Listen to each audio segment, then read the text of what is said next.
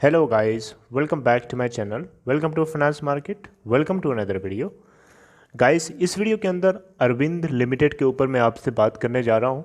Arvind limited में काफ़ी ज़्यादा अमाउंट में डिलीवरी उठाई जा रही है और इसके पीछे के कारण क्या हो सकता है या फिर ये जानने की कोशिश करेंगे कि एक हफ्ते के अंदर का क्या टारगेट होना चाहिए, स्पेशली इसी हफ्ते का जो हफ्ता चल रहा है इसके पूरा होने तक क्या इसकी स्टॉक प्राइस होनी चाहिए। आइए देखते हैं। सबसे पहले मैं आप लोगों के सामने आज के दिन के इसकी कारोबार की स्थिति को एक बार ओवरव्यू देना चाहूँगा। आज ये 32.20 के ऊपर ओपन हुआ। प्रीवियस क्लोज अगर आप चेक करें तो 31.90 का था एनएससी के ऊपर। 32.20 के ऊपर ओपन होने के बाद 31.70 का लो बनाता है। हालांकि लोअर सर्किट 25.55 का लगा था और हाई बनाता है आज के दिन 33.45 और आज के दिन का अपर सर्किट 38.25 का लगा है। टोटल अगर आप वॉल्यूम चेक करें आज के दिन के तो एनएससी के ऊपर 2.5 मिलियन है, यानी 25,85,883।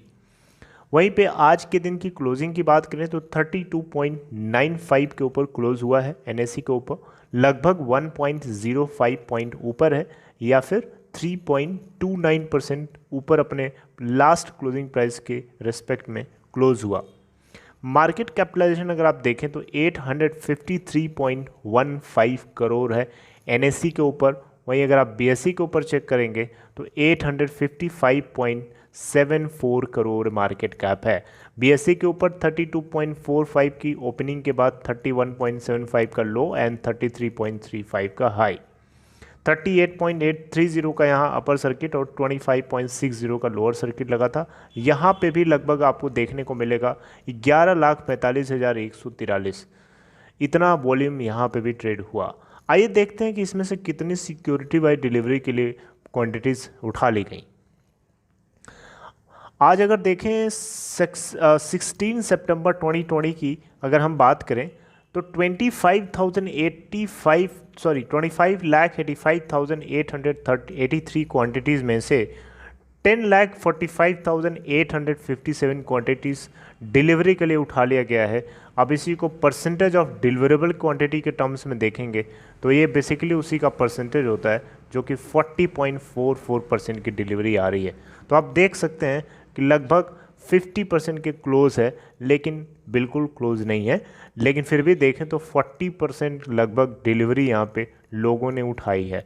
मतलब शॉर्ट टर्म के लिए लोग यहाँ पे मन बना रहे हैं, ऐसा लगता है। आज के दिन की सिचुएशन मैंने आपको बता दिया। अब आइए ज़रा देखते हैं कि इसके अंदर का शॉर्ट टर्म टारगेट क्या होना चाहिए। पहले आपको ग्राफ पे लेके चलूँगा, ग्राफ से थोड़ा सा कुछ देखने की कोशिश करेंगे।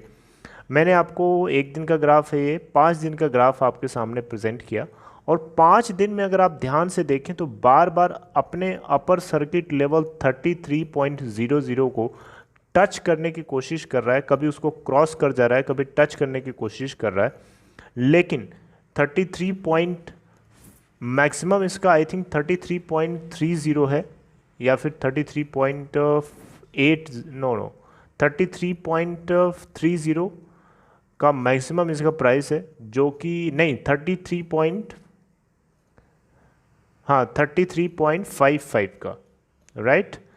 तो 33.25 का, सॉरी। तो 33.25 के लेवल को ये क्रॉस करने की बार बार कोशिश करा। आप देख सकते हैं लास्ट 5 डेज़ का चार्ट ये आपके सामने मैंने प्रेजेंट किया। आइए ज़रा एक महीने का चार्ट देखते हैं। एक महीने के अंदर ये आपको बेरिश चार्ट देखने को मिल रहा है, लेकिन एक महीने में भी आप देखें तो 33.00 को हेड करता हुआ नज़र आ रहा है, जिसमें आपको लो बनाया है 30.85 का 9 सितंबर 2020 को और हाई बनाया है 37.25 का 27 अगस्त 2020 को। उसके बाद डाउनफॉल हुआ है यहाँ पे। तो इस तरीके से दोस्तों अगर हम देखें शॉर्ट टर्म का टारगेट, तो शॉर्ट टर्म में मेरे हिसाब से आपको 33.50 को इसके लिए क्रॉस करना काफ़ी बड़ी बात होगी, क्योंकि मैं आपको मूविंग एवरेजेस के बेसिस पे थोड़ा सा बताना चाहता हूँ।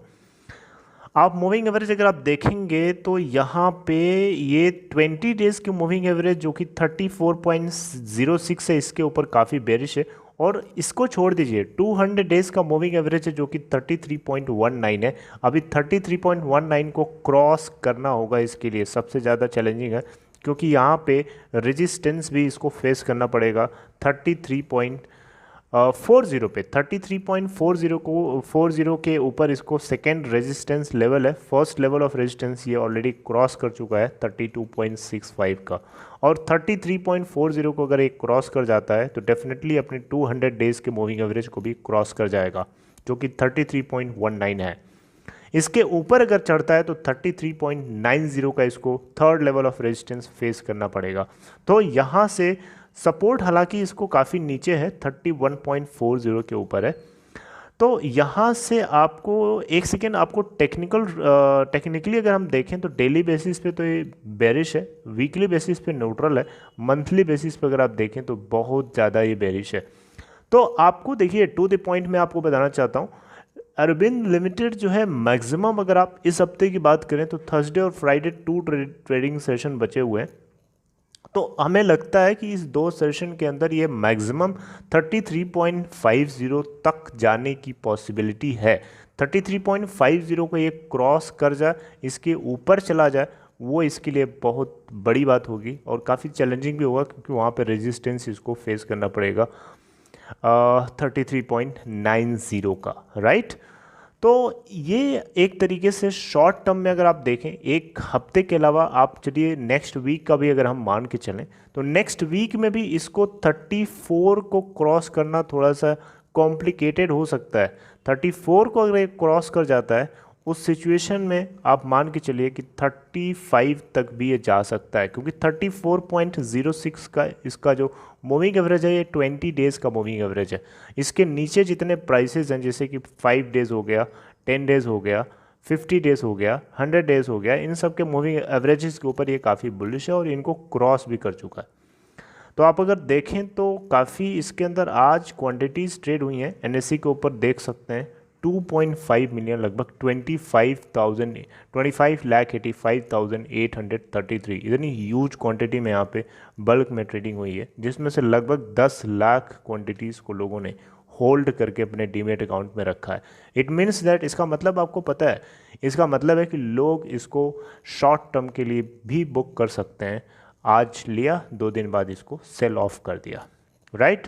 तो ये एक छोटी सी एनालिसिस है। ये एनालिसिस मेरी रॉन्ग भी प्रूव हो सकती है, तो प्लीज़ आप जो कुछ भी डिसाइड करें सोच समझ के करें, और किसी की सुनी सुनाई बातों पे बिल्कुल आपको पूरी तरीके से भरोसा करना सही नहीं होना चाहिए, राइट। आपको क्या लगता है, आप इसको किस तरीके से देख रहे हैं, आपको क्या नज़र आ रहा है इसके 1 हफ्ते या 2 हफ्ते के टारगेट को लेकर के? Let me know in comment section.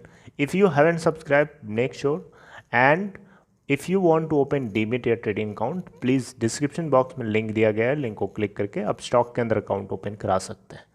C you next time, till then take care, thank you.